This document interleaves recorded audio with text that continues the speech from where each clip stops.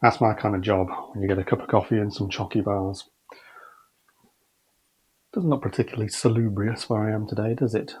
But looks would be deceptive, because although this utility area has a bit of a 1990s feel about it, I do believe that this property was refurbished around 95. This is but a corner of a much grander place. Nothing terribly grand about this Hagen monstrosity going on here. This is one of those jobs that I've inherited. The homeowners bought the place a couple of years ago.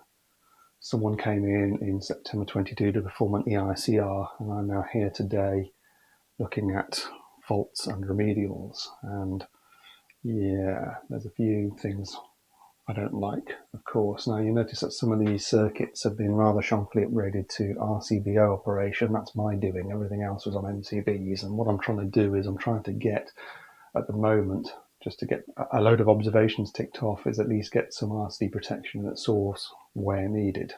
And I've got to fill those blanks, of course, as well. But I've been up against it.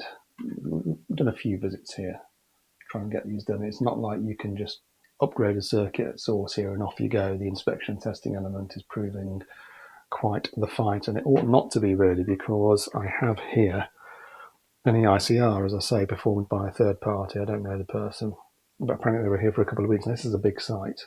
We're talking about, I think I've counted 8 dBs, and I haven't even explored the whole site yet, so I'm still familiarising myself with what's where. But this report, it's not that it's useless. There's information on there which is present and correct, but there's an awful lot that's a bit nonsense, really. Take, for example, we got circuits here, unable to find these 3 circuits. Well, okay, let's have a wander out.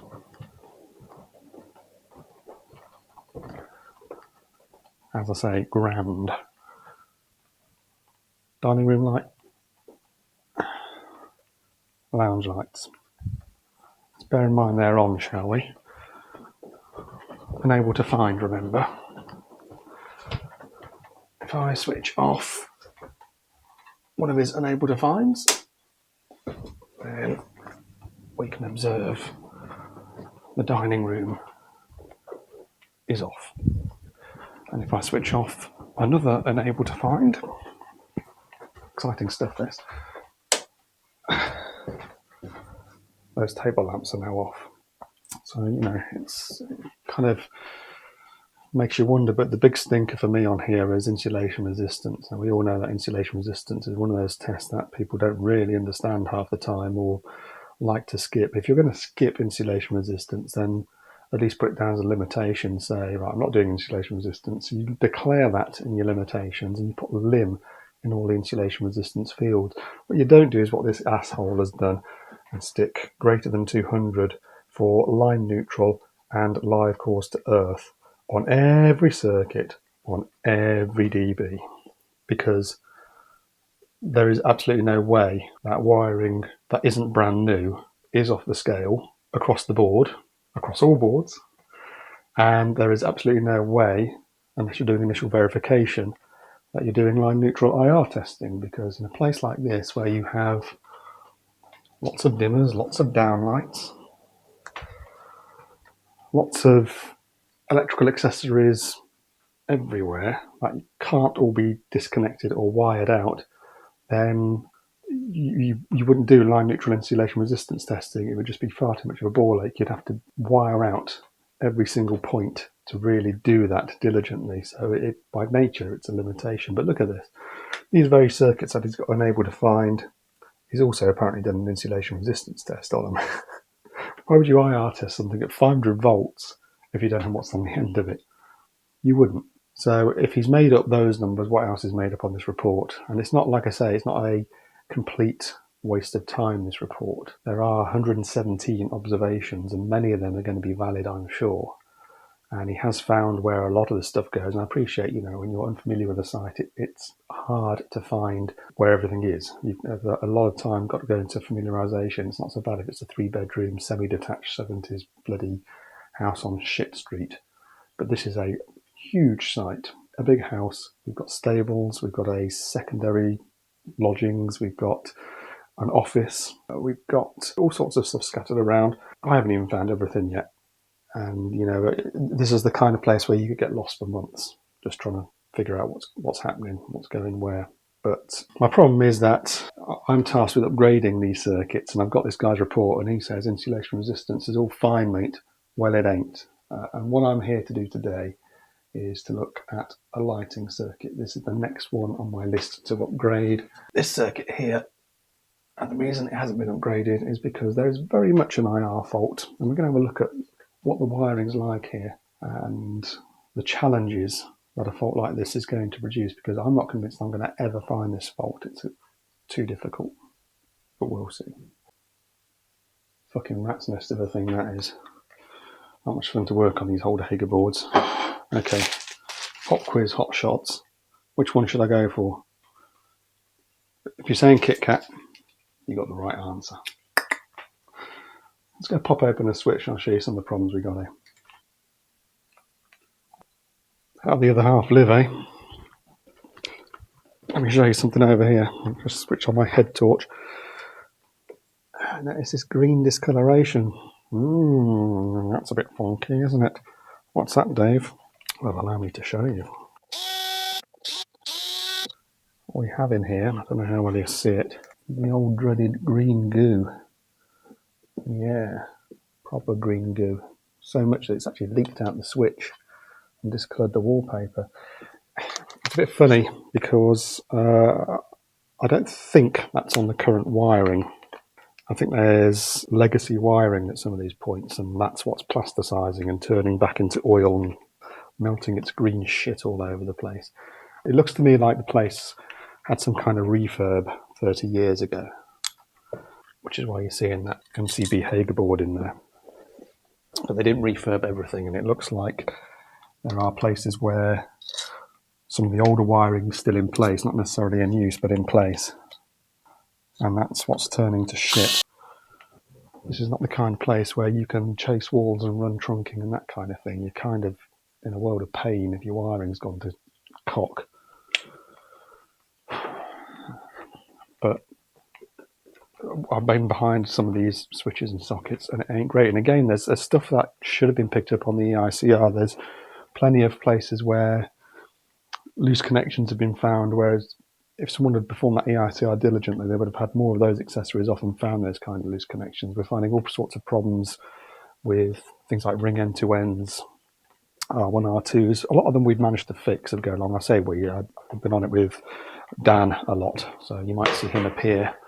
He's not with me today, but you might see him appear another day. But again, you know, there's not a lot you can do in terms of remedials somewhere like this. It's not like you can just rip up the carpets and chop up the floorboards and get new cables into place. So when they refurbed it 30 years ago, you'd have thought they'd have done a decent job, because once all this gets refitted out, and obviously it's fitted out to a fucking high standard, then you ain't revisiting that stuff. So they should have got rid of any old cables that were literally melting and took greater care into what they put in, but it's just horrible, some of this stuff. Weird things as well. I mean, in this room, this utility room, we upgraded this to our CBO operation the other day. Thought, oh, this would be an easy one to do. It's a ring configuration, obviously, because it's old.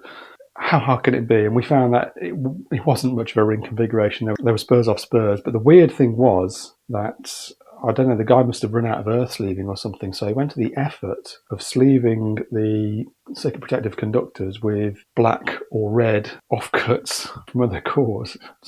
It's bizarre. It's a picture here of one of the light switches we found where they've cut the black insulation off a neutral and then covered over the CPC with it. So it's weird.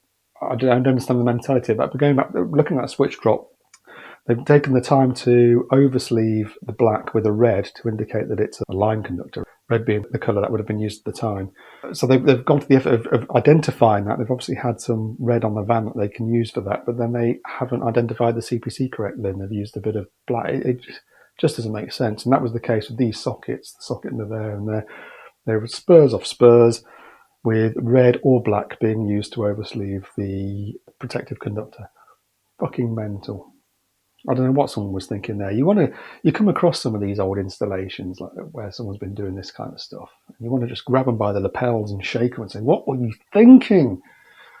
So, even a simple circuit like this, which you think, oh, this is right next to the CU, it's right here, ought to be straightforward, and you find you've got weirdness going on.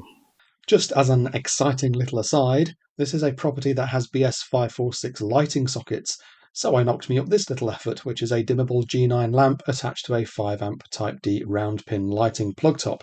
The idea being, when I'm pootling about trying to identify what lighting circuit and switching serves what purpose, I can use this fuckstick for some quick functional testing.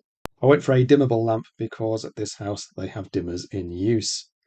You don't see many of these lighting sockets today. They tend to be in period properties, and the hardware is rated at 5A with no fuse in the plug. But of course, this has since had its 5A lighting fuses changed out for 6A overprotected devices, as modern MCBs and RCBOs are. What do you lot think about that? It's not a Mater's report, but is that something you'd code on an EICR? Accessories rated below the rating of the protective device? I ask because I'm not sure myself when it comes to this situation. Right, kids. Well, as I say, this is our circuit of interest for today. So let me show you what it's doing, and then we'll get the old Maxwell doing a IR test on it so I can show you what the problem is, and then we'll go around and see what we can see. But as I say, I've got little hope of actually being able to do much with this without tearing the place apart. I guess this is probably the old servant's stairwell back in the day, because it's not particularly grand. That's doing a light up there, so that might warrant further investigation. This is the main landing. I noticed the last guy did say there's 400 volts at this switch, so it looks like they've split lighting across two circuits. I'm going to have to have a closer look at that. I've got a feeling that switch serving that annex is on a different phase to these. Yeah, because this is all the same circuit, this one here. So these three switches, 1, 2 and 4, they're on this circuit of interest, but this third switch is on a different circuit, which I believe is on a different phase. That ain't particularly clever, is it? If they knew that they were wiring two lighting circuits through the same switch, they could at least have kept them on the same phase. So like I say, the last guy, it's not that he didn't find things out in his couple of weeks that he ran around the place, but he's just made up his numbers on some of the stuff, and that's the problem. So we have downlights. What are these? Oof, LED integrated by the looks of it. So they've obviously gone in quite recently, but I'll have a closer look at them. That's our switch position at that end. This alcove's on a different circuit. A bit weird, but there you go. One intermediate.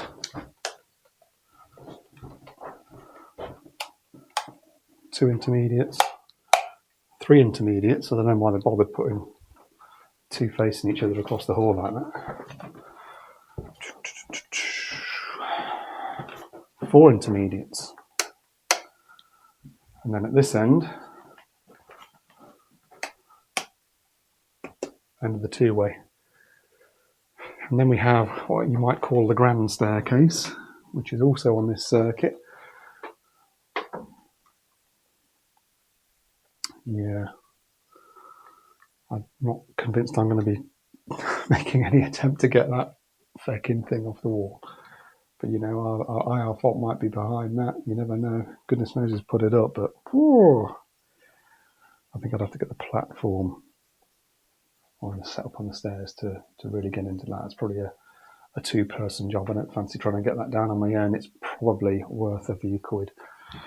That's an interesting chair, isn't it? It's the I don't want to talk to you chair. 4 people can sit on there and all look away from each other. So that's the extent of this lighting circuit of interest. And again, all I want to do is upgrade it to an RCBO, but you're facing this issue where putting an RCBO on this will trip immediately because there's a massive amount of earth leakage on it, as we shall soon see. Testing line neutral with respect to earth. insulation resistance, 250 volts, and the referral says 0.05 mega ohms, mate. Yeah, that ain't good, is it? I did wonder actually whether it was perhaps sharing a neutral within the lighting circuit. I've come across one shared neutral so far. I would expect though to perhaps see low resistance, and we're going off scale high here, so I don't think it's going to be a shared neutral. I think we are looking at a bona fide IR fault. Of course, Mater's paperwork says it's all over 200 million ohms, mate. So that's a load of fucking nonsense, isn't it? Let's go upstairs. I'll take a switch off and I can show you what we're up against behind the switches. Interesting. Someone's gone to a lot of effort to tie these switches in with the decor.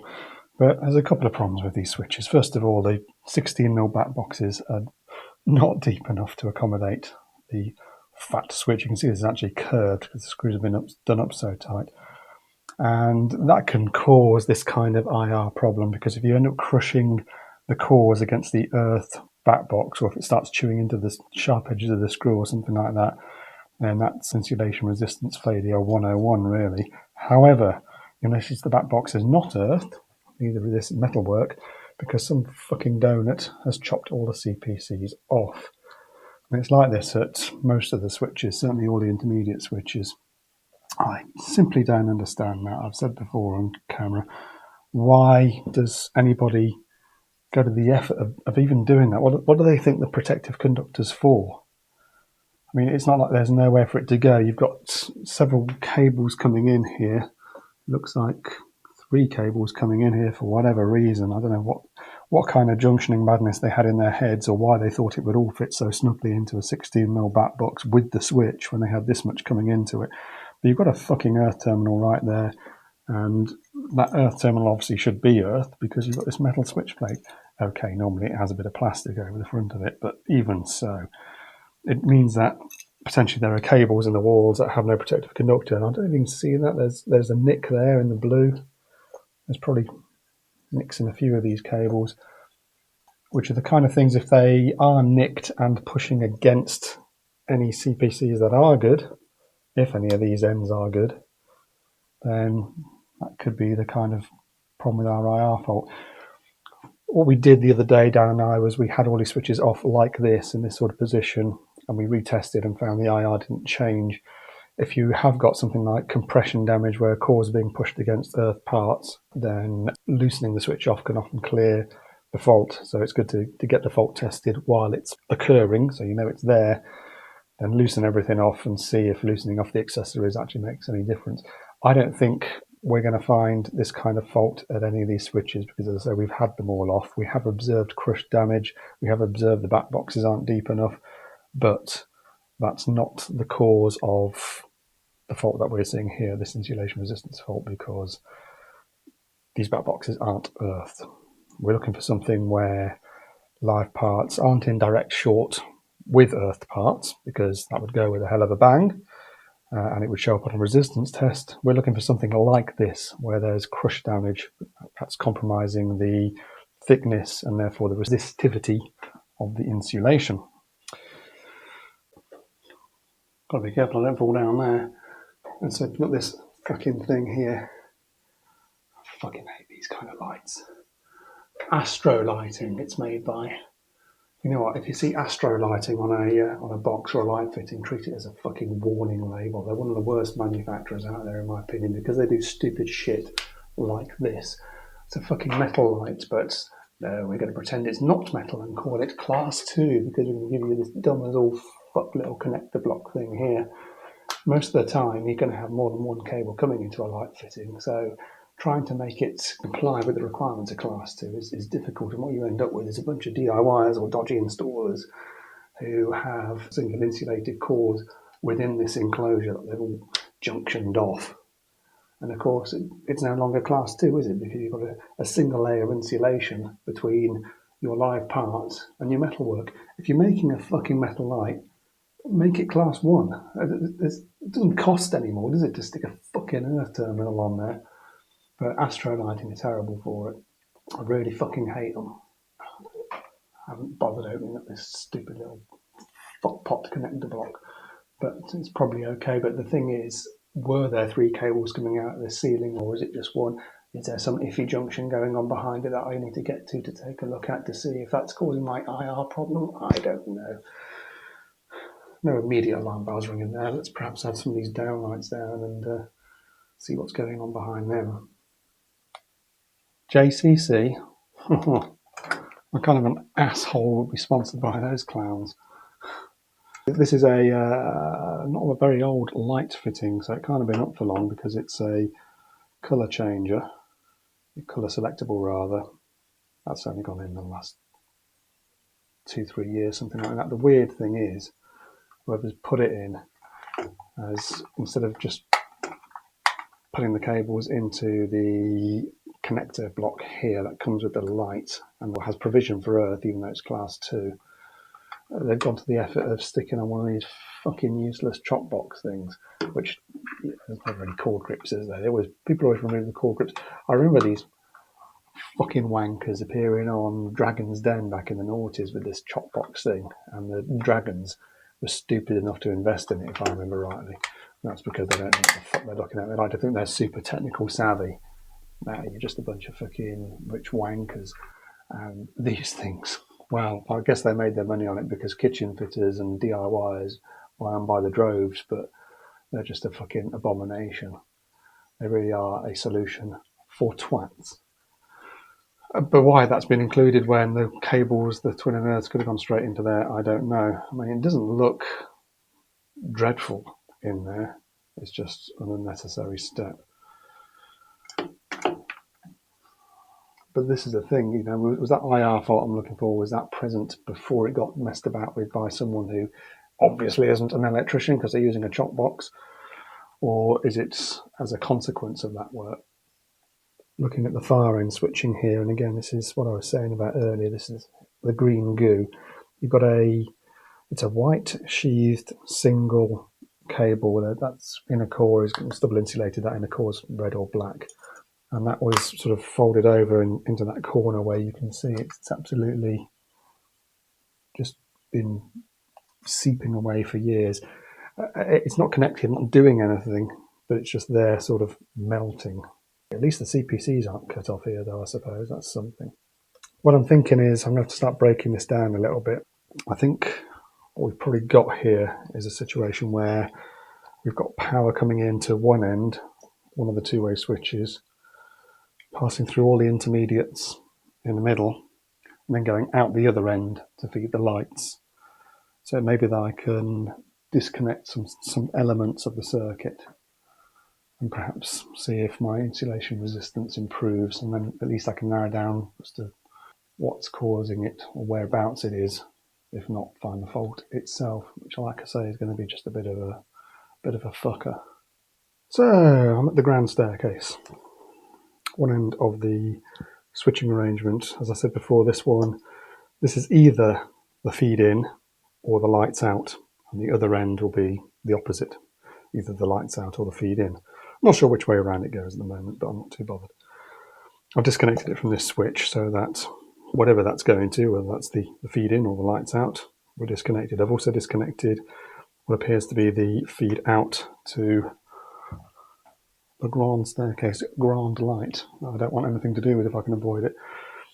So with those disconnected, let's see if any difference is shown on the metal. Okay, selecting insulation resistance with those two common wires disconnected at their respective switches, and we get 62.8 million ohms. Wow, that's funky and better than the next to fuck all I recorded earlier. In fact, I think I should pick up a penguin for that.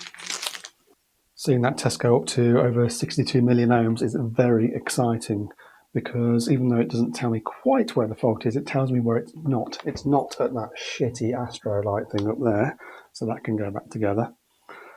Now here, I don't know if this is the feed out to the lights or the feed in from the board. I haven't determined that yet. Let's go back over to this position. So our fault clears with these two wires disconnected. what we have, two pairs of strappers here. Strappers going across to the other switch on the other end of the hallway, and strappers for the grand staircase light, which must go downstairs somewhere. I didn't see a light switch down there, but there's a two-way arrangement. So either this wire is the feed-in for the power through the strappers out to the light at the other switch, or the power comes into the other switch through the strappers to the light. Not sure which. What I'm going to do, I'm going to use my Hioki to do some insulation resistance readings. I do like this little tester for this kind of thing where you need to take some continuity or insulation resistance readings on the fly. It's great to have a little handheld thing rather than lugging a hefty MFT around. You can keep your Mega X1s and that kind of crap. Obviously the Hioki is analog. A lot of people go, oh, analog, David, analog. I don't understand analog. What we're looking at here is the needles on the right. Again, I don't know how well you can see this. Needles on the right, 0 for IR. We're looking at the blue scale on the top. So if it drops right down towards 0, that's bad. We want it to stay up near the top. So I'm going to connect one end to the earthed box, and we'll try this first strapper. Okay. Second strapper. Okay. Let's get on the contact there. Third strapper. It's okay. Well, process of elimination says it has to be this fourth strapper. Yeah, boy, look at that collapse. That's collapsed to what we were seeing earlier, about 0.06. So very much an IR failure. And it's on the red strapper, which must be going to another switch that I haven't seen yet. Let's go find that and open that up. Ooh, very exciting.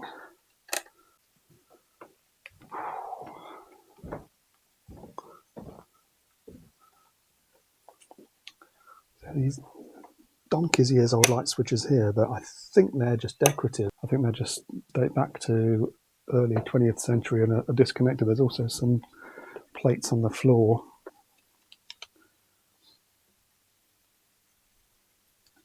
Which again appear to be disconnected. I'm not seeing where that second switch is.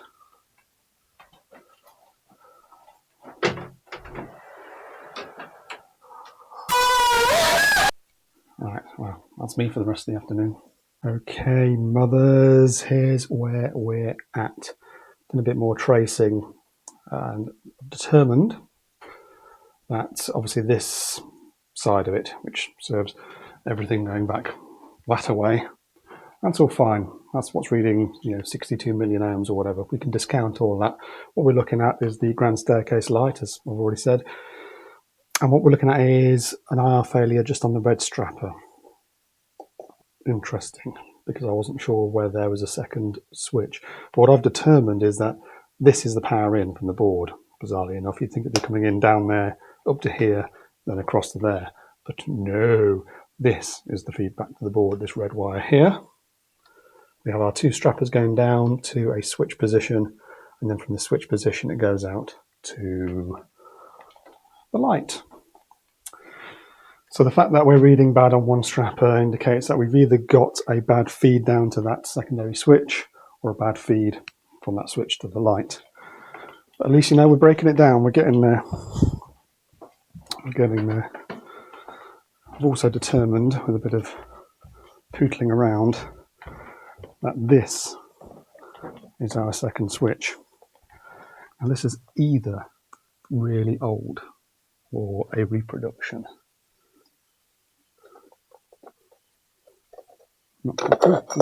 Jesus. Oh, well, that was easier to get into than I expected. What have we got here, kids? This looks really old. Manky nasty. We've got the old green goo going on in here again, haven't we? I haven't got my glasses on at the moment. I think I have to have all that out so we can have a better look at it, but it doesn't look particularly healthy in there. I'm hoping that this is our problem, just a bad switch here. This will be the strappers, this will be the output to the light, which is going off in a single. That's sort of from the green goo problem. That's going to go up to our light there in whatever path it takes.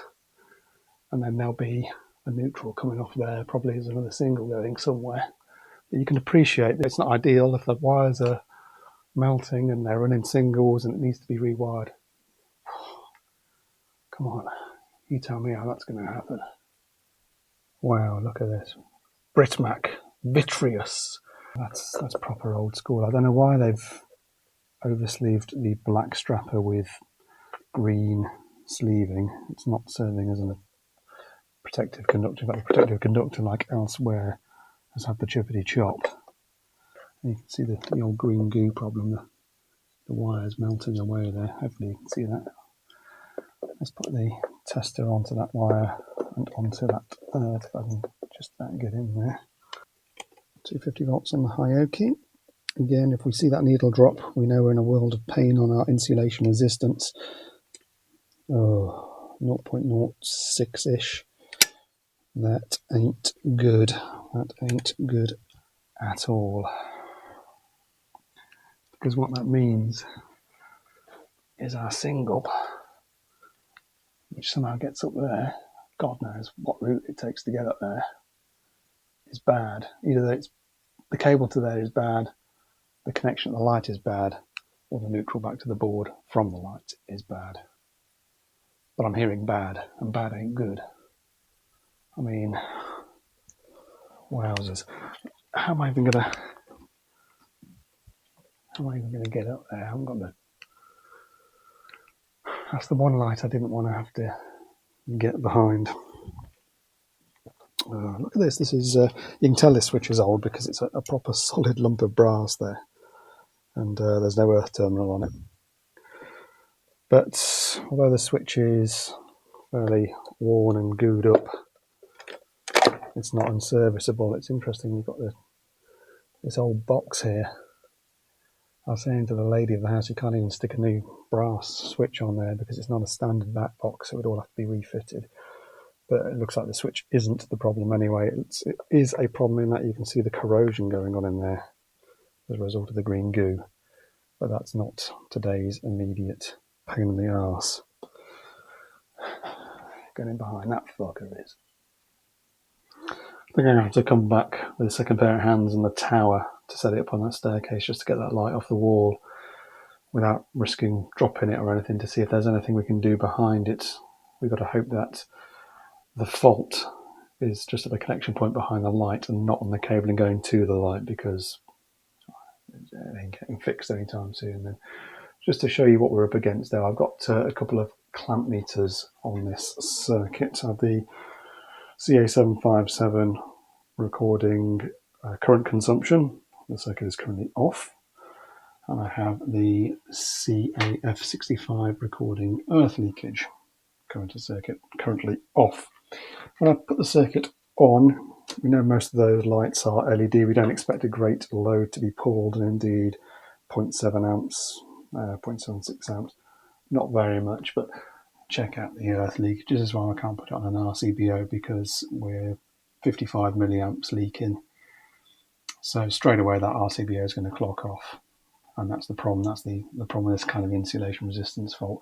And yet, as I said at the start of the video, our man who performed the original ERCR, he reckoned this circuit was tippity top, and it can't have been. This isn't a recent fault. This isn't something that's recently appeared. This would have been bad at the time, I expect, because it's old wiring, it's degrading wiring, and he's just made up these numbers.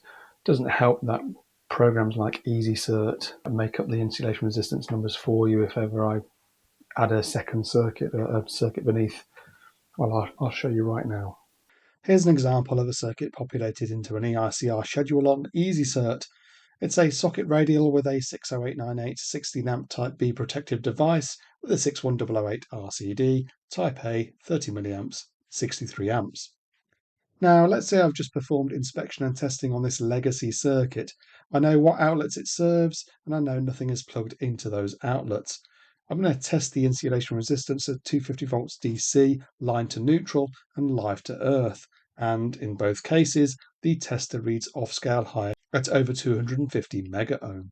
No problem there, so the next circuit is lighting, and observe that as soon as I populate the description, EasyCert automatically populates certain fields based on its assumptions. Now, these may be fair enough. After all, if you have one 60898 or 61008 device in the enclosure, then the next circuit probably has the same devices. But what tweaks the purple end of my massive penis is that the test results fields for insulation resistance have also been populated, and to add insult to injury, they're recorded as grade A 100% blowjobs all round pass. However, I've not tested this circuit yet, so why is this fucking software making up numbers? If we assume 100 downlights were wired between line and neutral, there's no way on God's brown earth I'd have wired them out for testing, so this should be a declared limitation. Oh, and before you get cocky and tell me this is a preference setting, you'll notice my preferences have no default values about making shit up, so no, that's not it. And here's where the makers of EasyCert have been particularly cunty. 3 years ago, I made another video where I moaned about this particular problem and showed that you could get around their software making up bullshit test data by inserting a blank comment line at the top of your schedule, as the data it auto-populated was based on what was written in line 1. So, do you know what Tysoft did? They issued an update to ensure the auto-populated nonsense is now taken not from the top line, but from the preceding circuit, so you can't turn it off or get around it. Watch, if I had a blank comment line now and then go on to start entering another circuit, bam, motherfucker, it takes its IR readings not from the blank top line as it used to, but from the circuit immediately above. I can't even explain an attitude like they've got. It's like they listened to how me, as a customer and a user of their software, described a workaround to the world to stop their software doing something stupid, and then they deliberately programmed an update in a way to kill that workaround in order to retain all the stupid. It's like Tysoft have Hageritis and are determined to plough ahead their way, even when the people who pay for their shit are publicly pointing out it's dumb as all fuck. When I'm undertaking EICRs, I get lost with what true results I've measured and what EasyCert has fabricated. Look, let's change this IR value to 89 and add another circuit. We'll go for an immersion heater this time. And the cretinous PNAS has applied the previous IR result to this circuit. It's fucking moronic. Anyone piping numbers into a schedule should be legitimately recording that data and taking the responsibility for it. If you or your software are just going to make it all up, you're a shit electrician and your paperwork is worth fuck all. I mentioned earlier about the previous guy figuring there was 400 volts at this switch. Yeah, sure enough. There you go. So you've got two circuits going through this switch in two different phases, which ain't great.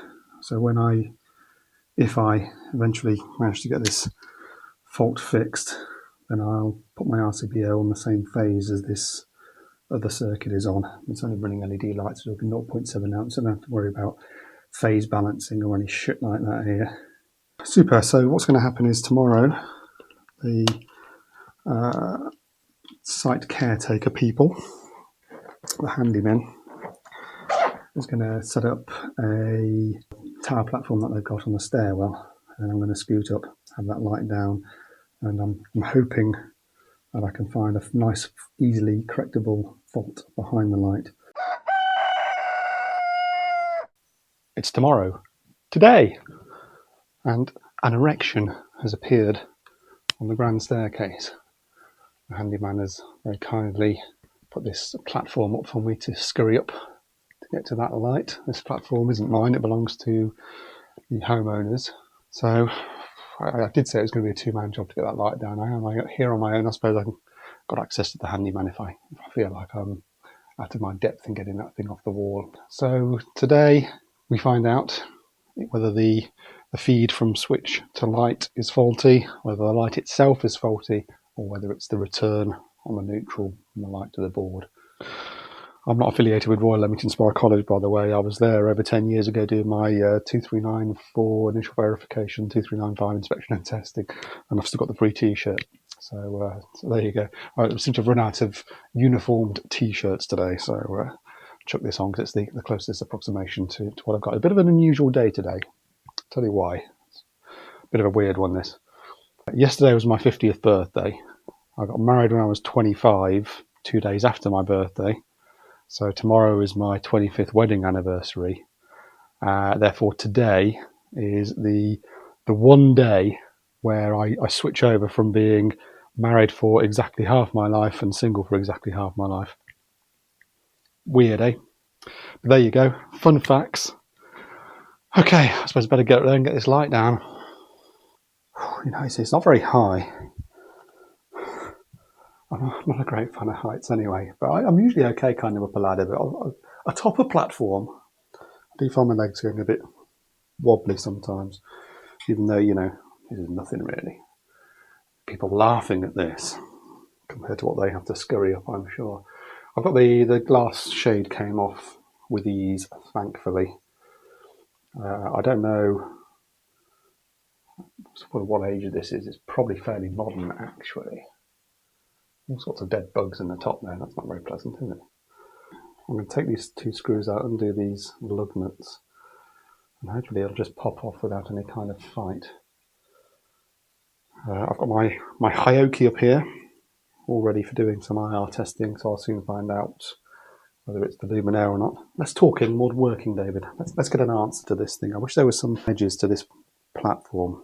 It's not me falling off that worries me. It's me dropping a tool onto something expensive. Okay, well, I've got it on the deck here. I'm just going to do an IR test of the fitting itself. It's got a date in there of 19th March 98. So it's been there a while. Well, it got made a while ago, but it's just quite new, it would seem. It's not some antique fitting. I suspect that there won't be an insulation resistance fault here, the fitting itself. No, that seems fine. So we are looking for a problem in the wall. I noticed that it's twin and earth coming out here, and yet it's a single at the switch. It means there's a junction somewhere. Absolutely zero chance of finding it. I also noticed though that you see you've got some core colours right around this earth metalwork here, so if that's biting in at all, then that could be the cause of the problem. Before I take that bracket off, let's do some IR testing of it in situ. Very wonky bracket, isn't it?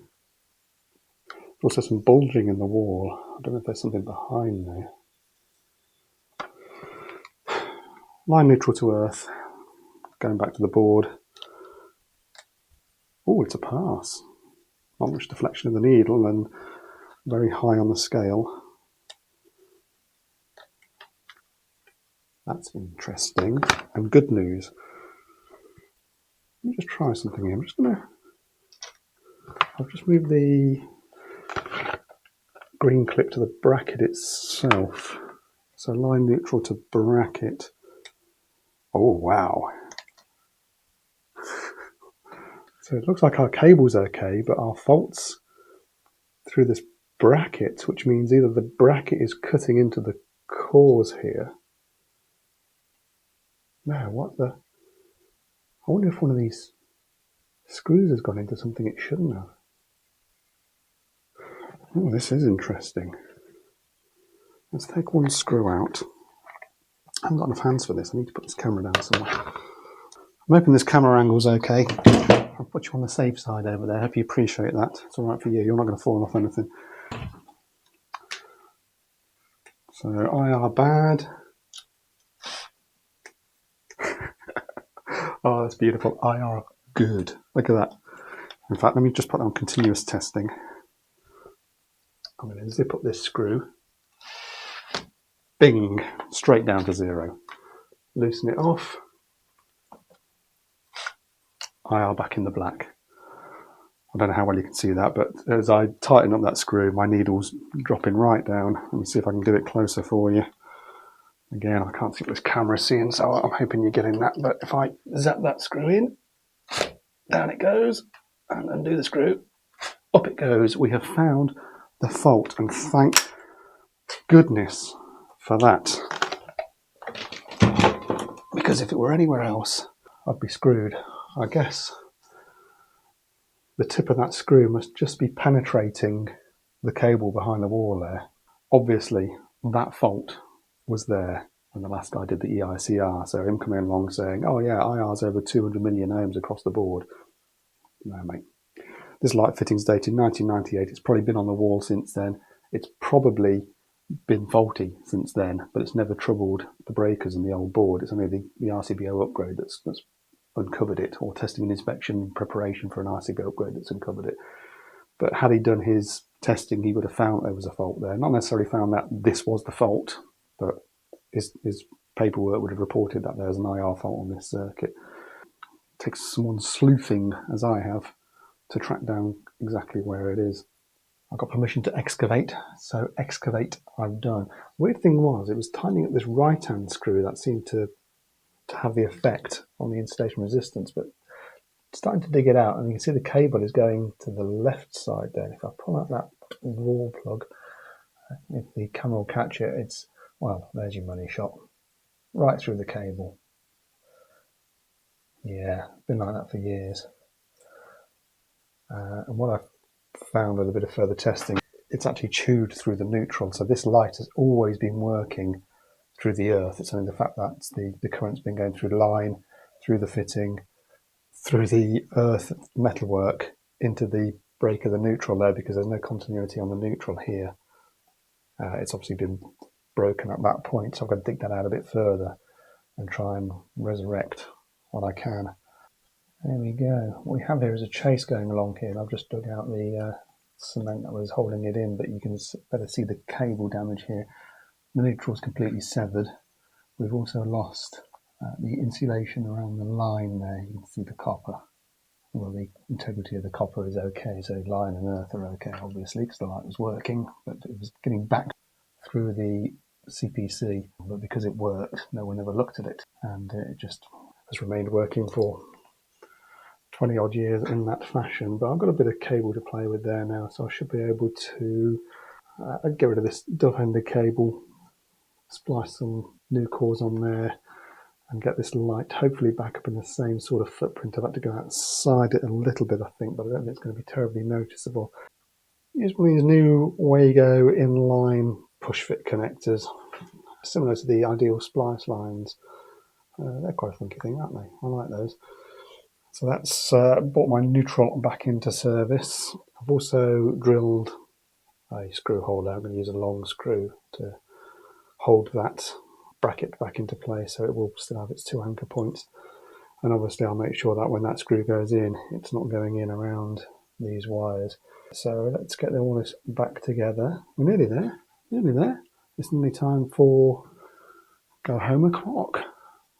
Right, well, I've got the whole thing heat shrinked off, so it should all be repaired now. I've got drilled in a deeper plug there, so I'm going to put in a longer screw. So let's get the bracket back on.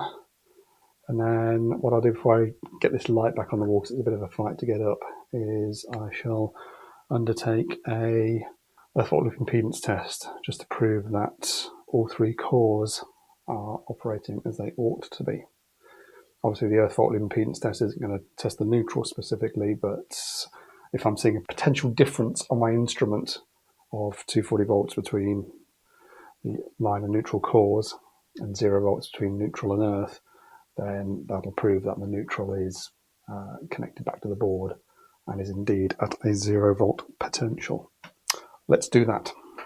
44.2 mega ohm line neutral to earth has just been recorded with the two-way switch in one position, and now I've flicked it into the other position so we can test the second strapper. 52.7 mega ohm, cock and indeed on, and of course it's the lower number I'll pipe into wanky cert. Now I can finally go ahead with the RCBO upgrade, but as part of that I'm going to move this circuit from L1, the red phase, and onto L2, the yellow phase, to get rid of that 400 volt difference at the landing light switch. Obviously I'm going to power off the board while I prat about shuffling devices around, so let's see where we are once this circuit has its RCBO in place and I've put the plug back in. Okay, ramblers, let's get rambling. Yeah, this doesn't look dodgy at all, does it? I hope I don't drop this metal. Let's see what's going on here. ZSRCD.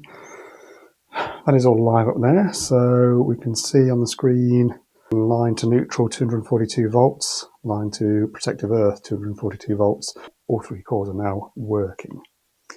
And if I undertake the loop test, this is a 6 amp circuit type B, so it ought to be within 7.28 ohms. This being a TN installation, should be well within that. Yeah, 2.12. Super. Let us kill the power by tripping the RCD.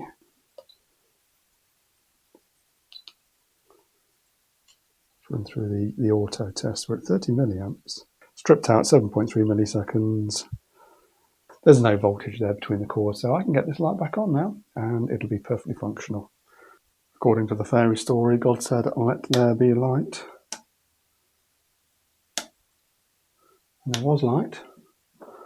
And it's all down to the electrician. This is, as I say, I've moved both circuits serving that switch onto the same phase now.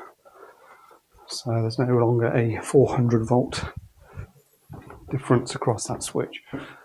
Let's get out here and behold, you can see some decorative damage there. Oh dear. Not much I could do there. Had to get to it. But it is fixed. Now, of course, that doesn't address the myriad array of other issues here, such as all these switches whose cables have had their CPCs cut out, and you've got metal switches that aren't really the right size for the knockout box they're sitting in. But, you know, one step at a time. There's probably not much I can do about that except to inform the homeowners of what I don't like about it. I'm certainly not proposing that we start digging out any further walls to try and correct that. It's just a shame that whoever put that in the first place was a dickhead. But, you know, I'm pleased. Got somewhere today. Back in action. Of course, being an old Hager board, the cocking cover doesn't fit on properly, but I'm far from finished getting this bastard thing buzzing away properly. I have fitted some DIN rail blanks, but more are needed.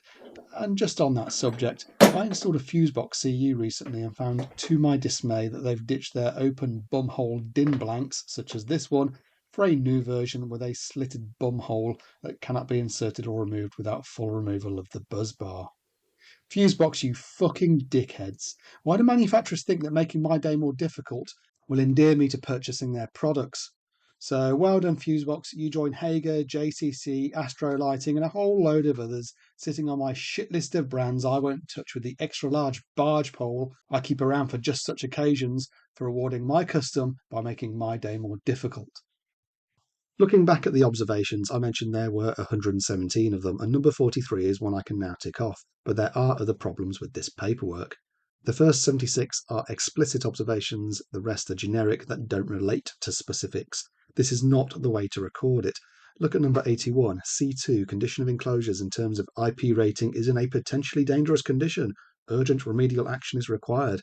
What does that relate to specifically? He's used EasyCert to author this document, and he could have edited this line to refer to what the observation relates to.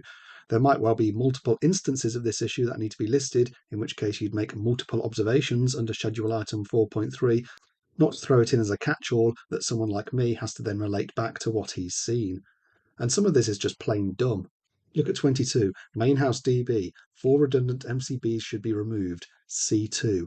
How is the presence of a spare Hager MCB in a Hager board a fucking C2, you clown's penis? Item 31, Hob has no local isolator. Yes, it does. Dan and I found it when we performed the inspection and testing on that circuit, which is now on an RCBO. Item 36, wrong colour CPC sleeving used at utility sockets. Well, that's true, we saw that. But he appears to have missed what we found, which is the sockets are spurs, daisy chained off spurs with no fusing down. So he should have clocked that the 32 amp MCB was oversized for the wiring there, and that's more important than sleeving colours. Anyway, I could pull the peanuts out of this turd all day, but this video is already long enough. True 18 fashion. I love it when a plan comes together. Oh, always satisfying to get an answer as to why a fault is occurring. Glorious end of a day, by the way. I had a job once where the lady was asking how much an ICR was going to cost. Now, she had a big place, 3 or 4 consumer units, used to be a bed and breakfast at an Airbnb. The cost was going to be about over 700 quid, which I know sounds like a lot for a condition report, but you know, I was going to be there 3 days plus, and she said, oh, I know people can do it cheaper. Well, you want cheaper, that's the kind of thing you're going to get. Someone making up the numbers and missing faults like that, where a fucking screw's gone through a cable. That fault on that circuit should have been picked up by that condition report that we started with. So, you know, you kind of get what you pay for, and yeah, I do cost more than some of my rivals perhaps, but as I said to the lady, look, I've got nothing to hide here. I'm going to give you an honest report, the best report I can do, without going fucking nutso over it. I'm not about to start doing line neutral IR testing on circuits where I have to wire out 100 downlights or whatever. So, you know, prices and everything, it's important to make sure that you get someone who is accredited for condition reporting, because otherwise, who knows what numbers you're going to get. And even if she got someone to do it for 300 quid, 200 quid, 100 quid, what's the fucking point if they're only there for half a day and make up a load of shit? Either the job's worth doing or it's not. There's no point paying for a report that's fucking nonsense, that's got a load of made up data on it. I'm off to get drunk as always, so let's do the coffee and cigars shout out.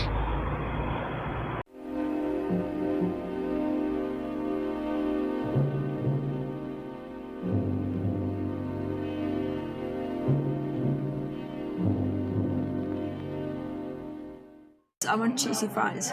Yeah. Cheesy chips? Cheesy fries. Tell you what, you can take the woman out of Sheffield, you can't take Sheffield out of the woman. Once again, we are back at the Hungry Horse after whatever video that just was. Who knows? Every time I think I know which video is going to come next, something else, probably to do with AFDDs, comes along and yeah, takes the focus away. But once again, Linda is with us. Another 3 hard days. Well, at indeed. the coal face. Yes, 3 days of grafting. Yeah. So someone asked who the hell you were. Yes. Yeah. Who the hell are In you? the end, but you can't get rid of me. Linda's a learner from Sheffield, are you not? I am. Did you want to say you're from Sheffield? No, I don't care. I mean, obviously you're not originally. The No. accent gives that away. But you commute down here quite regularly to spend some time on the van, don't you? Yeah. Yeah. Well, I want to finish up my apprenticeship Yes. that I'm at the tail end of, except I've done none of the practical and all of the theory. Right. So yeah, I've still got this stupid cough. Bit of tool work experience every now and again. Yeah. So I've And taken the room. you tried all sorts of other electricians, and I was the only one who's prepared to take it.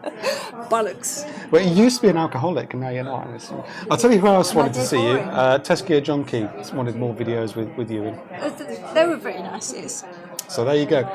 Although you probably haven't appeared in whatever video this was, here you are for the coffee shout. So you turn up as soon as we get down the pub. So I've taken a room, and I'm here, and you can't get rid of me. Yeah, I know. I've been trying to get rid of that. But I want to knock out. Might see more of her. I want to knock out this apprenticeship thing. Yes. In the next year or so. It's batted out of the park, girl. Right. Right. So Coffee moving shouts. on to our shouts. Not too many to read out. I've got new glasses, so I can actually see. Can you actually? Oh, you can see better than I can, because I haven't got any glasses on. So our first name. I just see Mr Humbug, but because I like Mr Humbug. But you got your first name. Humbugger is coming. Don't worry, there will be humbuggery. Damien Evans. Damien Evans, who is a Virgin. indeed Great, stuff. great stuff as usual. Says Damien, or lies Damien, who liked the unusual lamp choice in my Chauvan Arnoux. Your Christmas tree lamp. Yes, yeah. Yeah, that was quite a nice little project, that I thought. So you were a bit sniffy when we took that I down at was their sniffy, warehouse. but in the end it looked good. Because I was lugging it onto my van, and you and Kevin was were like, there oh, for going, fuck's sake, just chuck it in the bin, it's So scrap. throw nothing away. But yeah, it worked out all right in the end, the upcycling. The next name, please, if you would. M Stock Electrical. Who is? A whore. Of course he is. Or she. We don't know. one has to, am I supposed to read that? Yeah. One has to support a fellow who sports a Casio. Fellow Sparky with a Casio. Oh my God, David. Watches for kings. My solar-powered one here is actually reporting a low battery today. It's the first time I've seen it do that. That goes to show how little sunshine we've Your had. gay watch. It's a negative face watch. I've got to hold it like that. But yes, Casio, king of watches. You won't catch me wearing a smartwatch, like some mine. nonce. Yeah, yours is all right. Right, Marky D Electrical. Who is? Who is a whore? Of course he is. I forget what a W stands for. Keep them coming, Dave. Always a good view. Well, thank you, Marky D Electrical. A regular contributor is our Marky D. Hence his haulage. Speaking of regular contributors, at last. Mr Humbug. Hello, Mr Humbug. The one and only. He never says anything. Never says anything. Never leaves us a message, but thank contributes you anyway. regularly. Yes, yeah, thank you. And another whore, Andy W. Andy W. Yes. Love your videos. Smiley emoji. Face. And now we get to the SuperThanks. Would you like to read one? Am I allowed? You can drive, David. After too many of these, I can't. Anonymous Mark Eastwood, who is an orange super wanker once again. A very generous chap is our anonymous Mark Eastwood. He thank you, Mark. Has contributed or made some rather Did you just pay fat for my contributions with a PH. Pay for my drink? He's just paid for your non-alcoholic piss water and my Carlsberg. And has himself been participating in a dry January. But I did wonder about a dry February, but yes, not going to happen. This is definitely good. But you did do a dry November. I did, yeah. It feels like a long time ago now, as it probably was. And then there's one final super wanks to read out. Be my guest. Mark Russell. Mark Russell I can't read that, David. 4282. So his glasses are kind of, they're called very focused. Can you see this? Virgin, Mark Russell 4282 is a green super wanker. Oh, I must go and have another cigar. David. Rotting me from the inside out, all this. We had a very exciting day today, didn't we, with a lady who took a dislike to you. It's funny, isn't it, how you get we get some ladies who choose to take a dislike to other ladies, and others who are, oh, good for you, well done you for getting out there championing them. On the whole, your clients are lovely, but we had a bit of a tough one today. Yeah, we didn't like her. She shat all over me, and you had to come to my rescue. Yeah, and I'd done nothing. She was just, she was just fucking going off on one. Strange. So let's hope she pays the bill. Right, but that's enough for this video, I think. We're off to, I'm off to get pissed, and Linda's got to sit there and watch. I'm going back to Sheffield. Oh, well, first we're going to get some cheesy chips. Oh, cheesy chips. Let's do that. Yep, let's go. Well, piss off then.